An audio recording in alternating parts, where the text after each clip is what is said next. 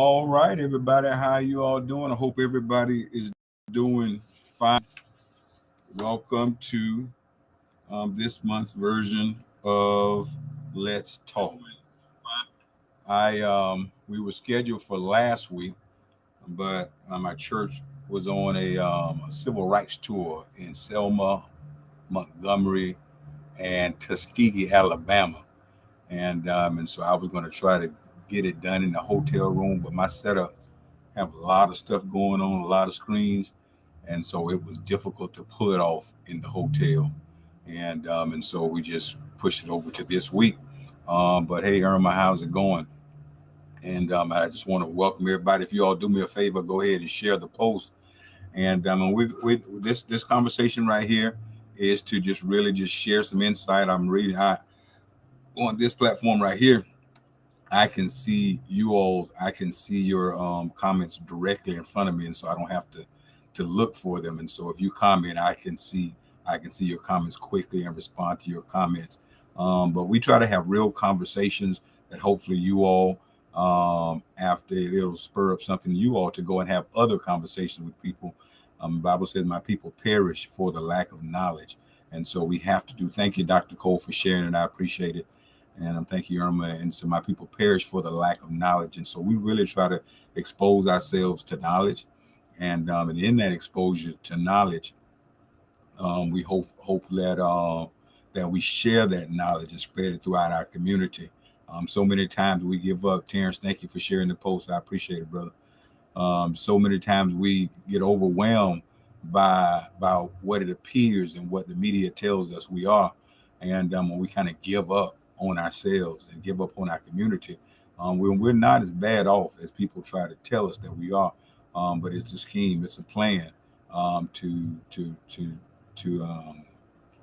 to make us give up hope and feel like we're in a sense of despair. And so today we're going to talk about a subject. You see it up here is political, economic, and social dominance. Political, economic, and social dominance. And and we try to make sure that we share the plans of people. If we don't know and we don't have a conversation about the plans of those who don't have our best interest at heart, we're just putting our head in the sand and setting ourselves up for destruction. And so we've had a few conversations before, but today we're going to talk about political, economic, and social dominance.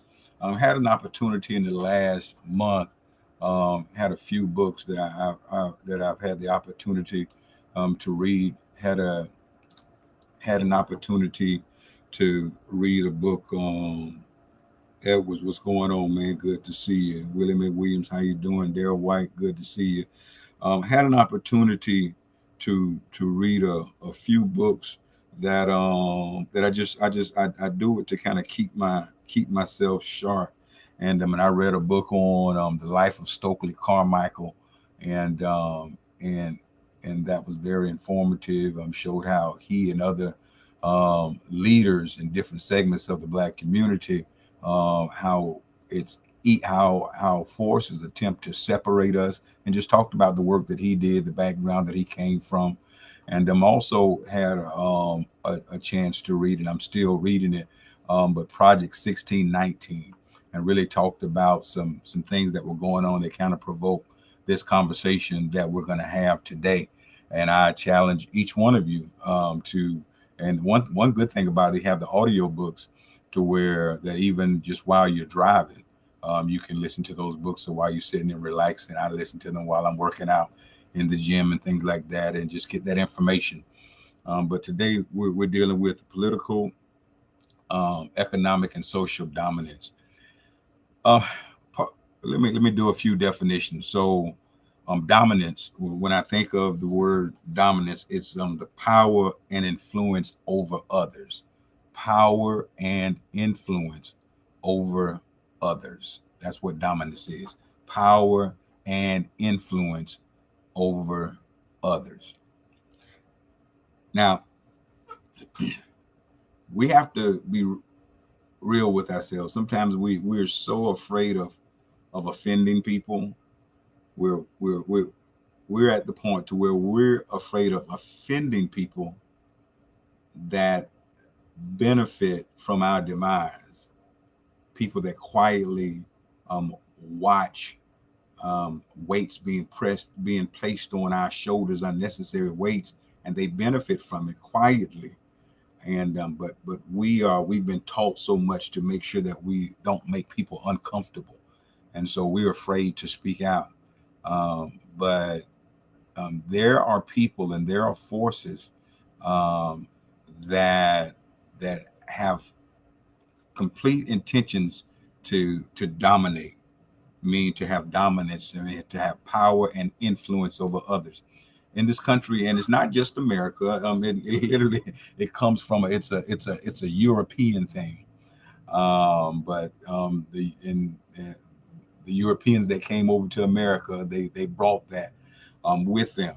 But it was an intention to have complete power and influence over others. Power, and we're pretty clear over what power is, but influence to control or direct the way that people think. And and so as if we look at this country and we look at what we talk about, we hear the stuff about CRT. That's just what they do is they make up words, they make up words to kind of make what they're saying not sound so ridiculous. And so really what they're saying is true history. That's what when they say CRT, but you can't say you want to ban true history. And so you make up words like CRT. And what that does is what they're trying to do with specifically in the state of Florida, but in a lot of southern states and red states, when they say they want to ban CRT, which is critical race theory in their in their verbiage. Um, what they want to do is make sure that children aren't taught the truth, because what the truth does, the truth reveals who they are. It reveals their nature. It reveals who they are. And if a true teaching, if true teaching is shared and given in our educational system of who they are, what it does, it strips away from their ability to influence. They say things like they had presidents that says I cannot tell a lie. Well, the liar was a slaveholder and a liar, but they make up things to put themselves on a pedestal, so that they don't risk losing their ability to influence, all right, or to have power. And so they literally continue to tell a lie and to tell a lie and to tell a lie, so that those who are listening, those who they attempt to have power over, who they attempt to influence the way that they think, have them up on this pedestal. That's why your grandmother had this white Jesus on her wall, because they literally took a description that does not at all reflect the biblical description of the image of God. They took it and made it look like them, to place themselves on a pedestal, so that they can have power and influence over the way that you think. But that's what dominance is. And so there's an attempt for dominance. Even when they come to a land that's not theirs, they want to dominate that land. Even where they don't have the skills and the abilities, they use people and put people in place for the purpose of helping them dominate that land, to have power and influence. And so it's difficult to even expect truth out of these people.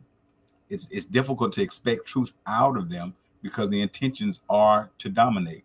And so the first area that they strive to dominate is the political spectrum. And when we think political, it's government or public affairs of a country or a region, or it could be a local, it could be a locale, a city or town. And so there's a desire to dominate. We were in Selma, Alabama, and my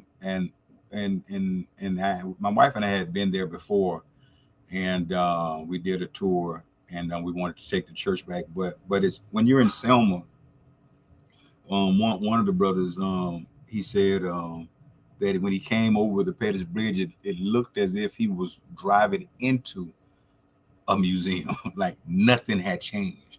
Um, and it's very obvious when you split the town up. The main road that comes in, if you drive straight down that road to the right, I mean, it looks impoverished and desolate. And then you look to the left, and it looks different. Um, to the right, there are buildings that have been abandoned, businesses that have left the community. The homes are are in horrible conditions, and what the guy shared with us is that in Selma, I think Selma is 82% black. But for whatever reasons, and we're good at this. We are good at we're very nice people. We're trusting people, and even with the 82% population, they always voted for a white mayor, and that's how we've been trained and taught. Sometimes we even despise ourselves. But I think he said back in the 80s, I can't remember. I think he said 80, but there was at one point to where they elected their first. This is a city with a population of 82% blacks. They elected their first black mayor, and when they did that, there was white flight that took place because they always had the power to do it, but they had been influenced by a dominant force, even though it was a minority, that to kind of continue and trust people that didn't have their best interest. When they elected their first black mayor, there was a white flight that took place, and so that's why you see all of these abandoned buildings. That's why you see it just look like people like a ghost town. They're black people that live there, a lot of black people, but things look like, and I don't blame the white flag, but because we should have been able to begin to operate a government with the resources, but for whatever reasons, I mean, the traffic lights literally were this big. Look at my hands, and so.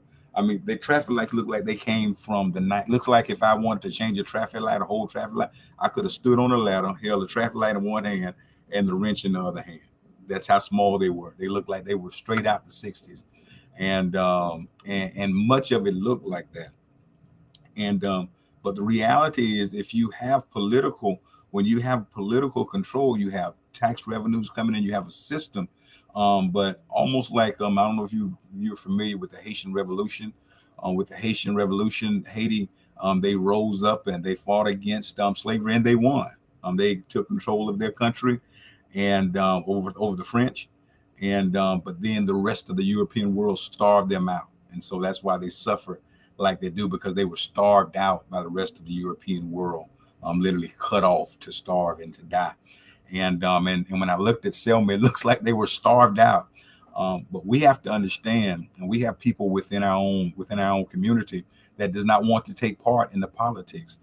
They don't vote, they don't want to do any kind of stuff, but then they complain at the inequities. When you vote, do you realize that you place judges that are your peers, that may have an idea of fairness and equality. You place judges in position, you place other leaders in position, people that make laws, but we're able to convince ourselves that it doesn't matter. And then those same people that don't vote, if something goes wrong, they have to go and face a judge that they chose not to participate in the elections, and then wonder why they receive what they receive. And so we have a force that tries to take political dominance, wants to legislate laws, wants to legislate justice, and the idea is to dominate politically.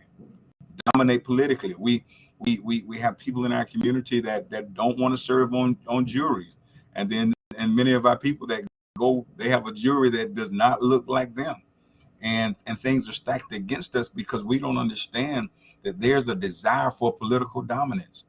You can be represented as far as the regular population, but if you're being dominated politically in Florida, with the way that they have the lines drawn for the different districts and the congressional maps, those lines are drawn that way for a purpose. And then they were even made worse this cycle right here for a purpose, to make sure that they have political dominance. Because if they can maintain political dominance, they will maintain and control. And we have to understand that there has to be a mobilization for political strength. And I'm not talking about for a particular party, for people that have our best interests at heart, because we have people that are not for us, that are on both sides of the aisle. And so we can't strictly just ride with one party, but there has to be a mobilized effort to make sure that we exercise our political power. But there is a force, an evil force that's out there that strives for political dominance. And then they also strive for economic dominance. Economics is the social science that studies the production, distribution, and consumption of goods and services. Economics, that where the money goes, where the services go, where the support is. Sometimes, we think about, school districts, and some schools, I think about Gainesville, and I look at some of our schools that are just under resourced.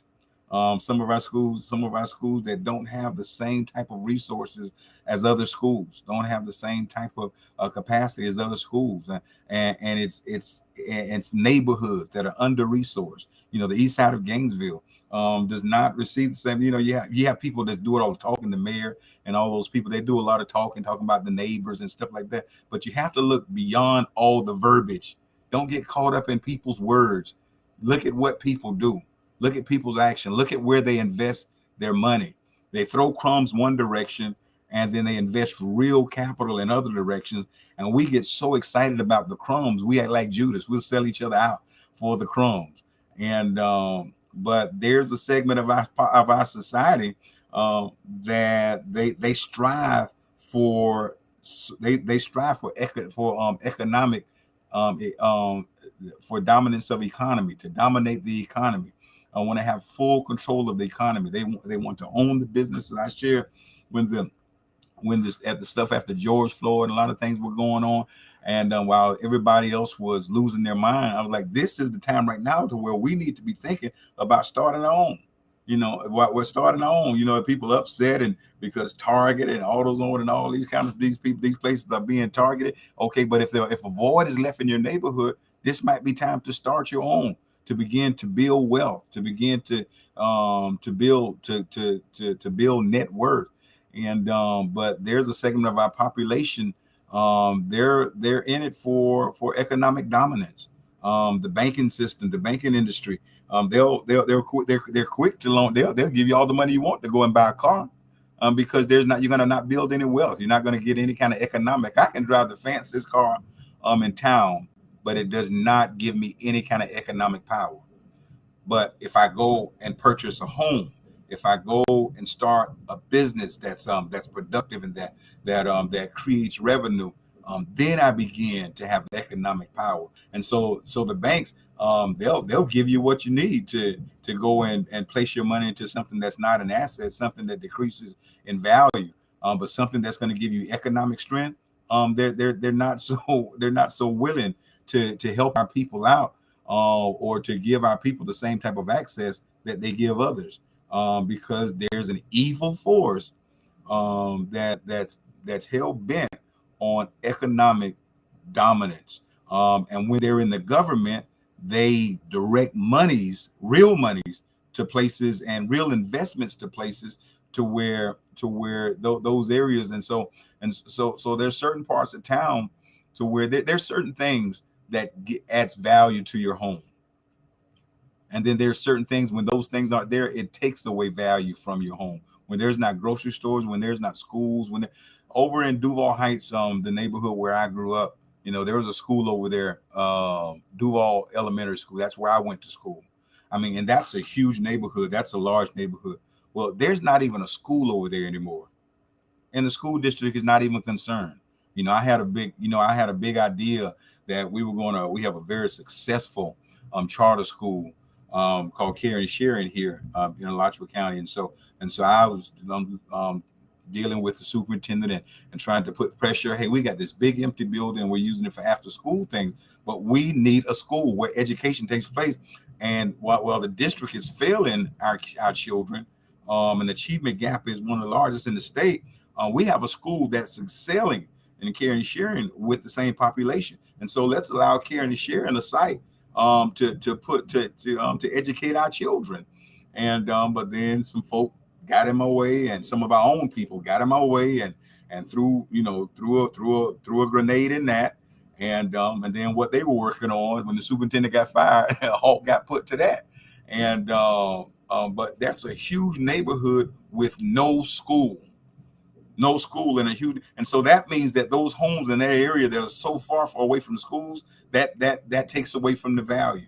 No grocery store, that takes away from the value of that neighborhood. And so when assets at home values in other neighborhoods are going up, these home values aren't going up at the same level, or if at all, because they want economic dominance. And then the last piece that I want to talk about is social dominance.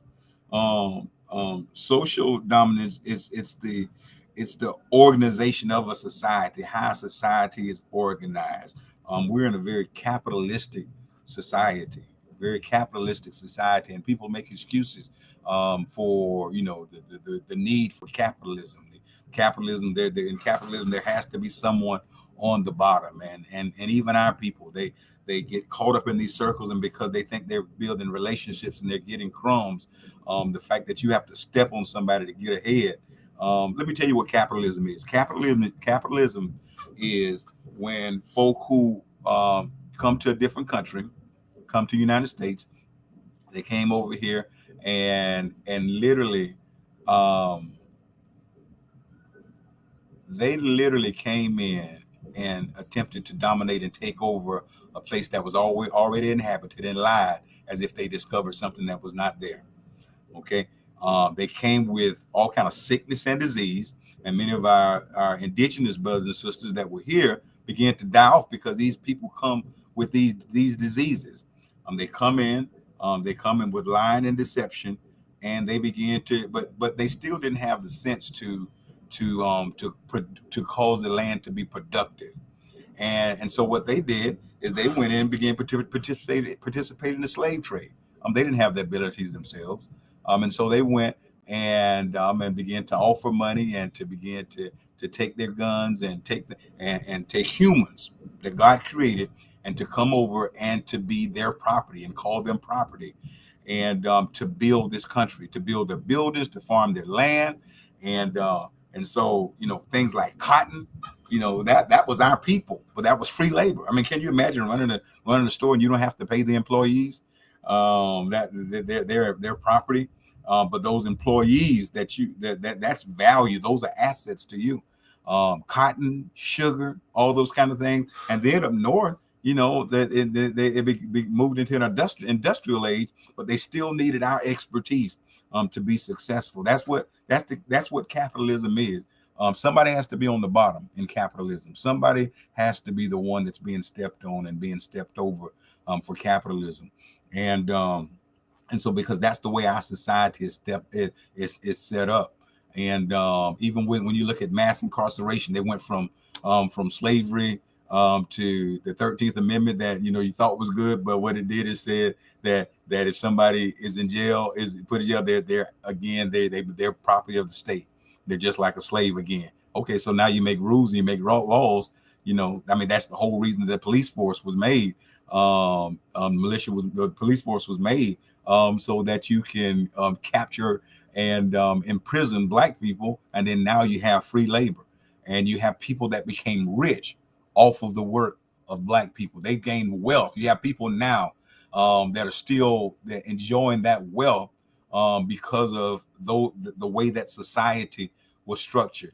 And there are a few Negroes that get a chance to get up, but unfortunately, many of us that get a chance to begin to gain wealth, we have such a desire and a craving to be connected and close to people that really don't even like us, that we don't even work together to try to lift one another up.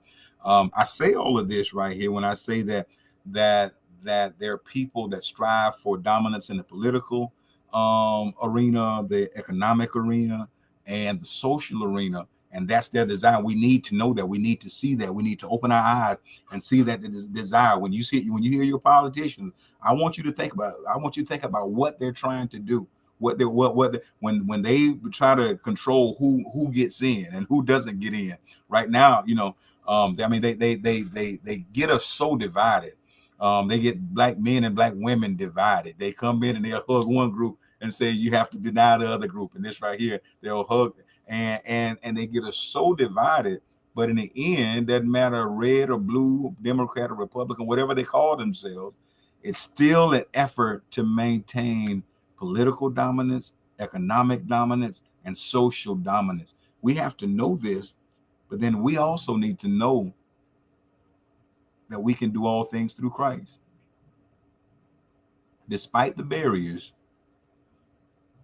we can still, or we're not in a situation to where we can't overcome. We just have to be willing to work together. We have to be willing to not cut each other down because we think that we're going to be allowed at someone else's table.